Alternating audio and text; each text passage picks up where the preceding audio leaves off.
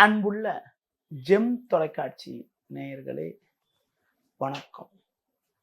இன்று 16/7/2024 ஆனி மாதம் 32ஆம் தேதி செவ்வாய்க்கிழமை. தசமி திதி இரவு 8:34 வரை, பின்பு வளர்பிறை ஏகாதசி.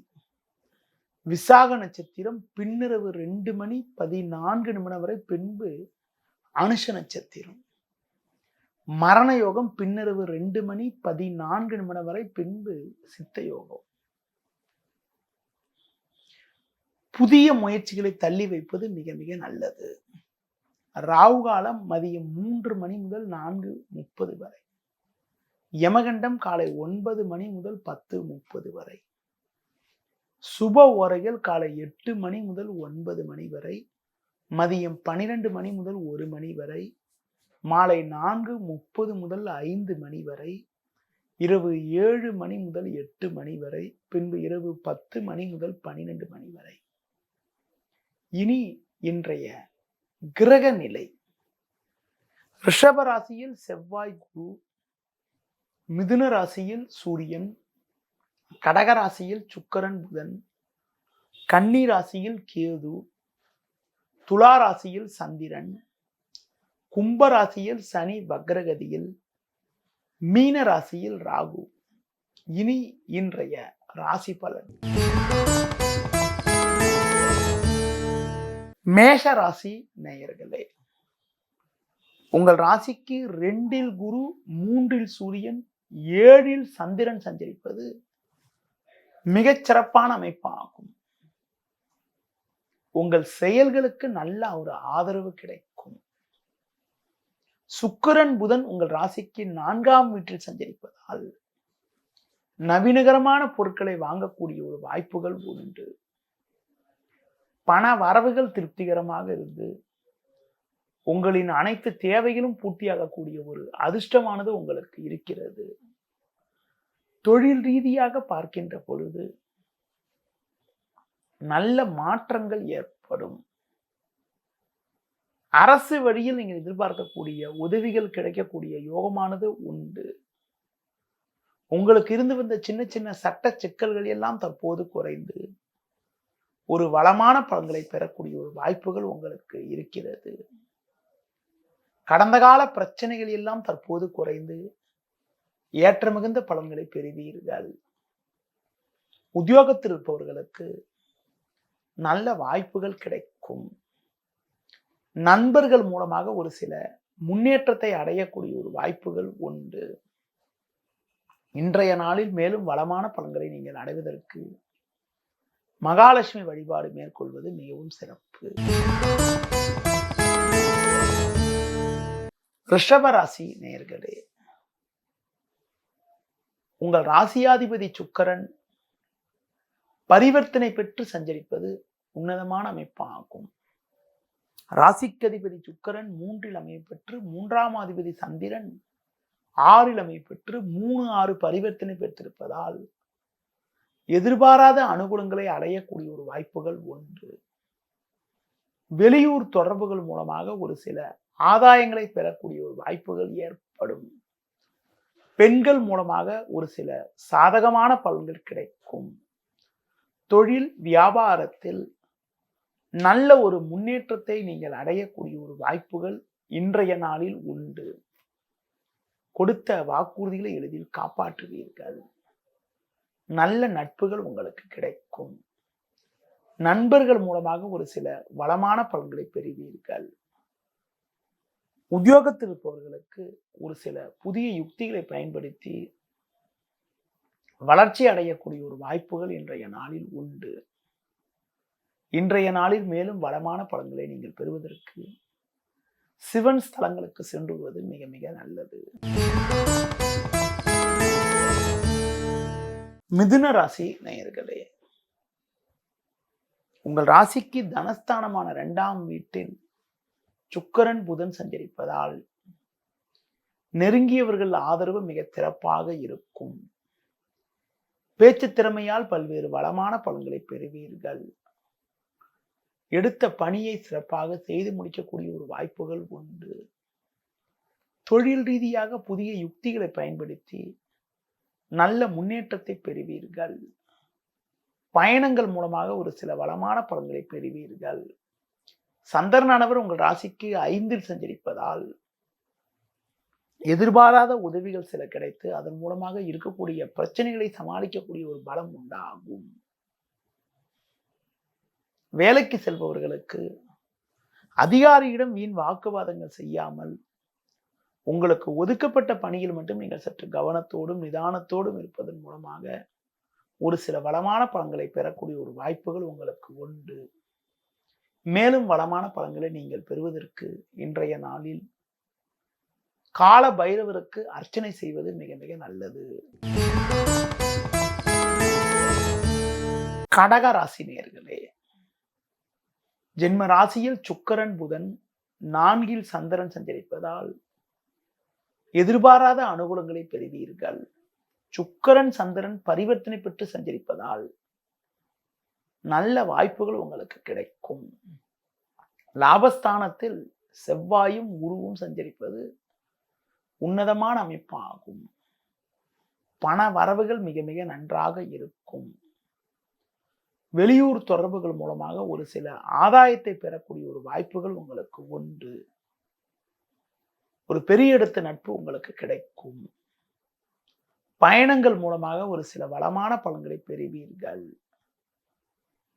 உத்தியோகத்தில் இருப்பவர்களுக்கு நல்ல வாய்ப்புகள் கிடைக்கும். பொதுவாக குடும்பத்தில் கணவன் மனைவியிடையே அந்யோன்யம் மிக மிக சிறப்பாக இருக்கும். உடல் ரீதியாக இருந்த பாதிப்புகள் எல்லாம் தற்போது விலகி எதிலும் சுறுசுறுப்பாக செயல்படுவீர்கள்.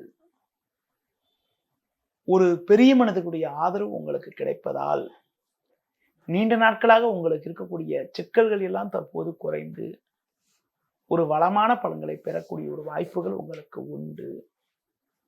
மேலும் வளமான பலன்களை நீங்கள் பெறுவதற்கு சர்வேஸ்வரர் வழிபாடு மேற்கொள்வது மிக மிக நல்லது. சிம்ம ராசி நேயர்களே, உங்கள் ராசிக்கு முயற்சி ஸ்தானமான 3ஆம் வீட்டில் சந்திரன் சஞ்சரிப்பதும் லாபஸ்தானத்தில் ராசிக்கதிபதி சூரியன் சஞ்சரிப்பதும் சிறப்பான அமைப்பாகும். எதையும் எதிர்கொள்ளக்கூடிய ஒரு பலம் உண்டாகும். பேச்சு திறமையால் பல்வேறு வளமான பலன்களை பெறுவீர்கள். செவ்வாய் உங்கள் ராசிக்கு 10ல் இருப்பதால் இருக்கக்கூடிய இடத்தில் உங்களுடைய மதிப்பும் மரியாதையும் அதிகரிக்கும். உறவினர்களை சற்று அனுசரித்து செல்வது நல்லது. தொழில் ரீதியாக ஒரு சில சாதகமான பலன்கள் கிடைக்கக்கூடிய ஒரு வாய்ப்புகள் உங்களுக்கு உண்டு.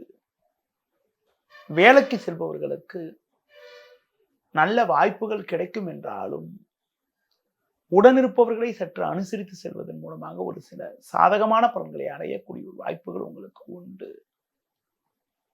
இன்றைய நாளில் பொதுவாக இரவு நேர பயணங்களை தவிர்ப்பது, தள்ளி வைப்பது மிக மிக நல்லது. மேலும் வளமான பலன்களை நீங்கள் அடைவதற்கு விநாயகர் வழிபாடு மேற்கொள்வது மிகவும் சிறப்பு. கன்னி ராசி நேயர்களே, உங்கள் ராசிக்கு லாபஸ்தானமான 11ஆம் வீட்டில் சுக்கிரன் புதன், பாக்கியஸ்தானமான 9ஆம் வீட்டில் குரு சஞ்சரிப்பது சிறப்பான அமைப்பாகும். இதன் காரணமாக ஒரு வளமான பலன்களை அடையக்கூடிய ஒரு வாய்ப்புகள் உங்களுக்கு உண்டு.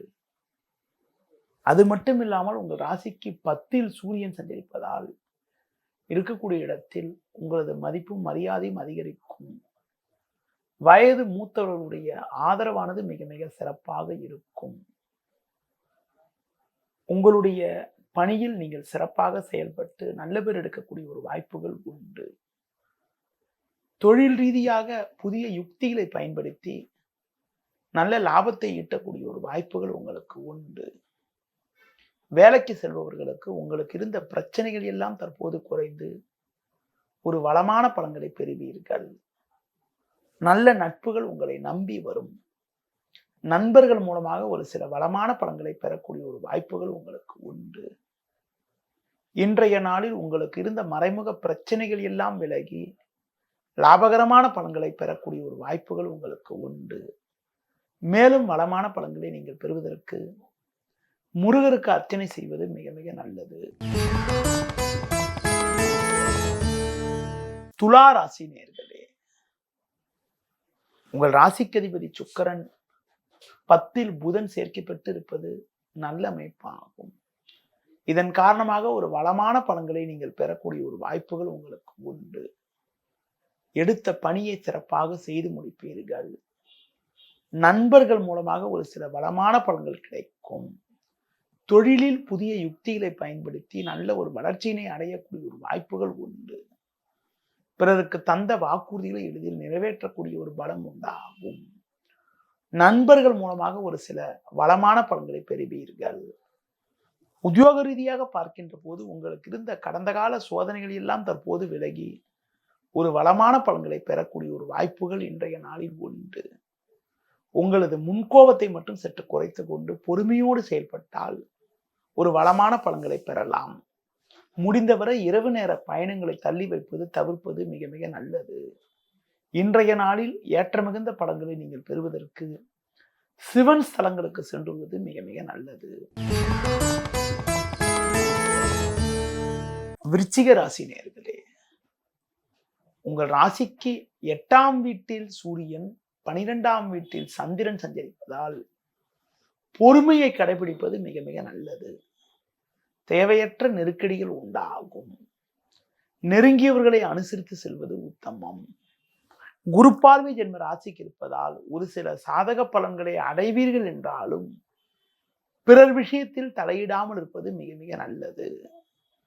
தொழில் ரீதியாக பார்க்கின்ற பொழுது நீண்ட நாட்களாக உங்களுக்கு இருக்கக்கூடிய நெருக்கடிகள் எல்லாம் தற்போது குறைந்து ஒரு சில வளமான பலன்கள் கிடைக்கக்கூடிய ஒரு யோகமானது உங்களுக்கு இருக்கிறது என்றாலும்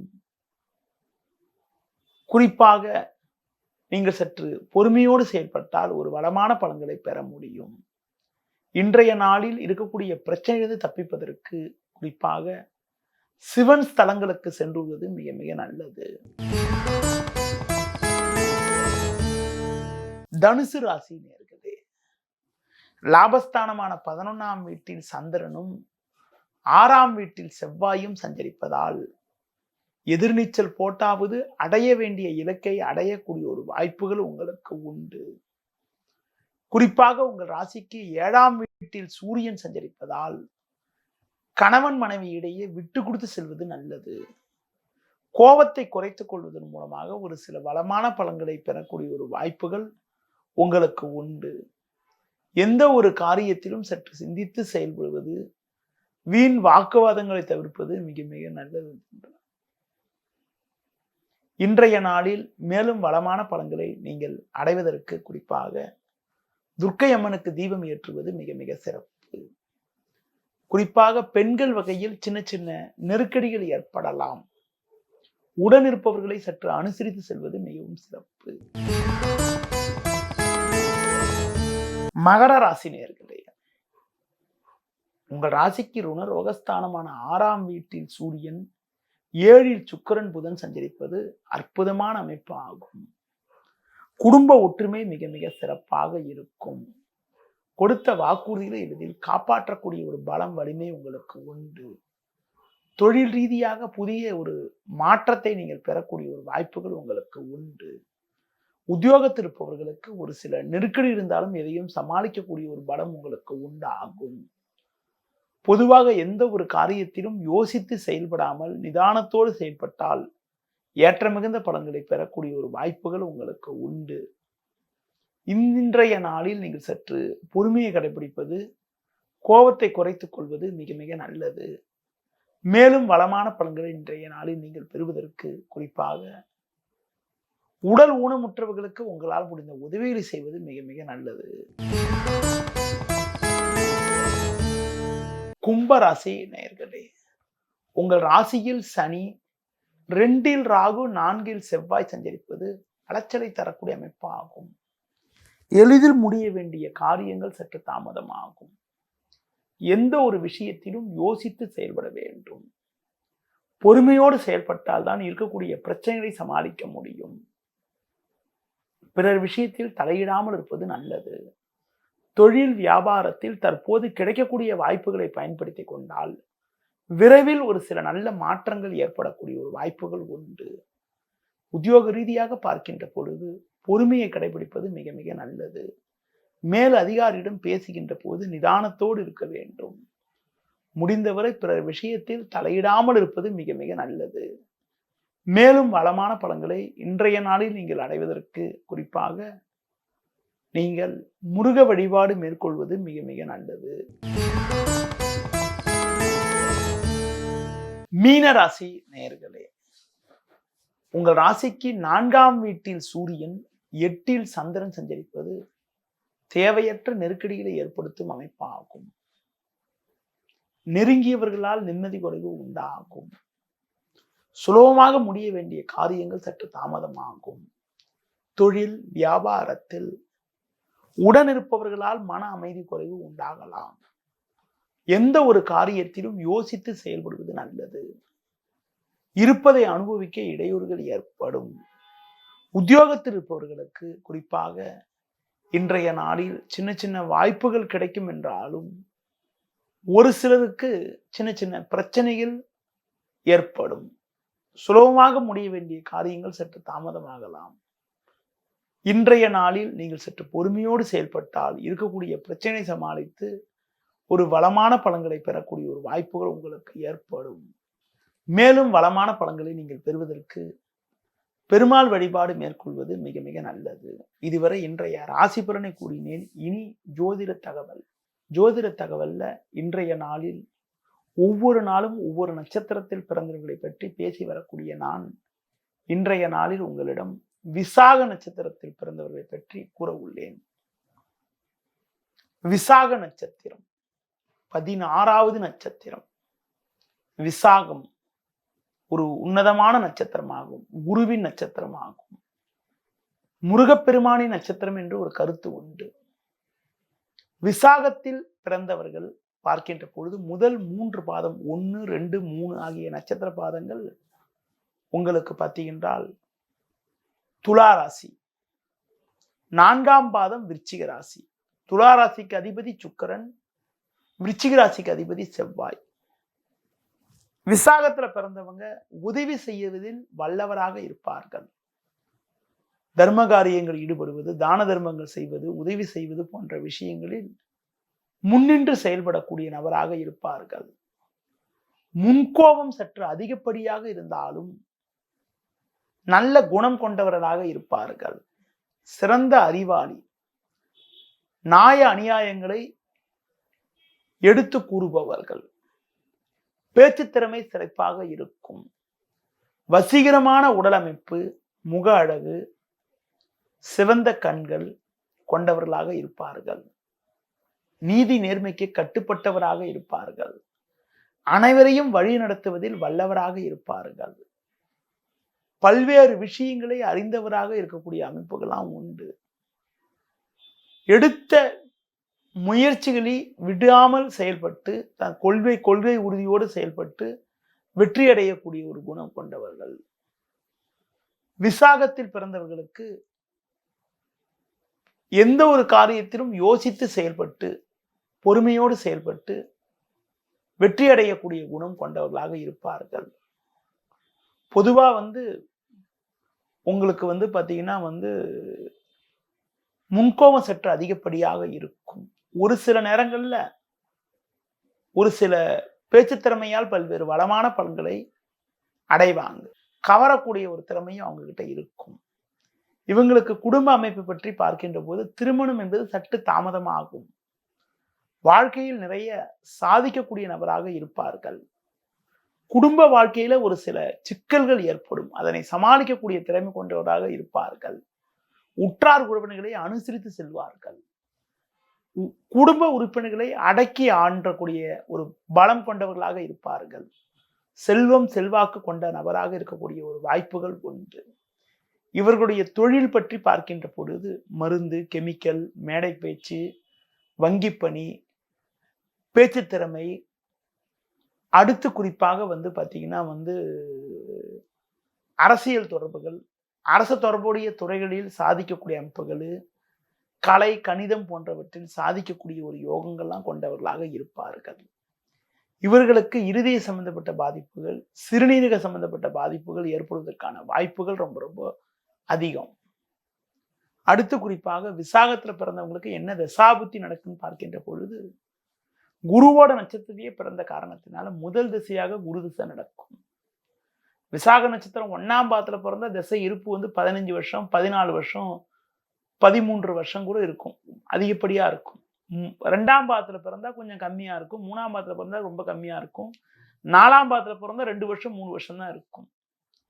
அதாவது ஒருத்தர் பிறக்கிறதே ஒரு சுப கிரகத்துடைய திசை நடக்கும் போது, சுப நட்சத்திரத்தில் அமையப்பெற்ற கிரகத்தின் திசையில் பிறக்கின்ற பொழுது, அந்த பிறந்தவங்களுக்கு குழந்தை பருவத்தில் நல்ல ஒரு ஆரோக்கியம், பெரியவங்களுடைய ஆசீர்வாதம் நல்லபடியா இருக்கக்கூடிய அமைப்புகள், பெரியவங்களுடைய ஆதரவு நல்லபடியா இருக்கக்கூடிய அமைப்புகள், குழந்தையுடைய பண்பு படிப்பு சம்பந்தப்பட்ட விஷயங்களை நல்ல சிறப்பா இருக்கக்கூடிய வாய்ப்பு கொடுக்கும்.